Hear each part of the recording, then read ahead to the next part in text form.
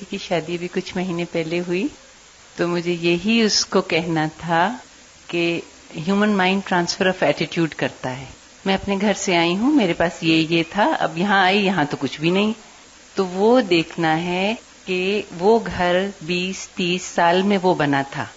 تو ہر شادی والا گھر شادی کے بعد تھوڑے سے شروع ہوتا ہے اور اس میں خوش رہنا ہے، پھر اس کو زیادہ بڑھانا ہے. کمپیئر نہیں کرنا، میرے گھر میں تو یہ تھا، ابا کے گھر یہ تھا.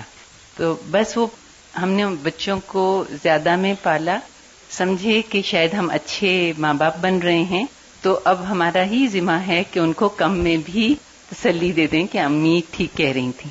بس ایک اور جوک یاد آتی ہے، پہلے سنا تھا، ایک شادی ہوئی گاؤں میں، اور بس شادی ہو کے سب کو مل ملا کے دلہن کو لے کے جا رہے ہیں، تو پیچھے سے اس کے والد نے شور مچایا، نہیں اس کو ادھر بلاؤ. کیا ہوا؟ انہوں نے ایک بات رہ گئی. کیا بات رہ گئی؟ وہ کافی دور ڈولی جا چکی تھی. خیر باپ کہہ رہا تھا واپس لے کر آئے. جب واپس لائے تو باپ نے کہا جب سوئی میں دھاگا ڈالو گی تو نیچے گرہ لگا لینا. وہ چلی گئے.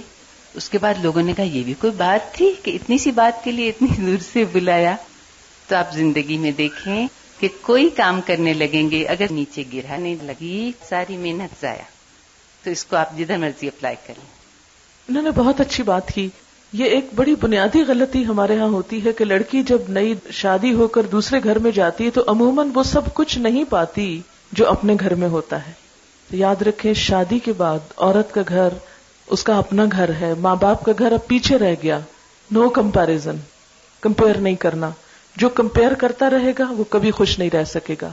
اور آپ دیکھیں کہ انہوں نے بہت ہی اچھی بات کی بیٹی کو کہ وہ گھر 20-30 سال میں بنا ہے جو اب اس لیول پر آیا ہے، اور تمہارا گھر نیا بن رہا ہے.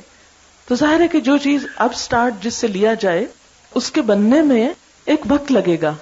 اور جو بچیاں جا کر یہی کہتی رہتی ہیں ہمارے ابا کے گھر یہ تھا، ہمارے ہاں یوں ہوتا تھا، میرا باپ ایسا تھا، میرا بھائی ایسا تھا، ہم تو یہ پکاتے تھے، ہم تو یہ کھاتے تھے، تو وہ انڈائریکٹلی دوسرے کو کیا کر رہے ہیں؟ لیٹ ڈاؤن کر رہے ہیں، ٹیز کر رہے ہیں.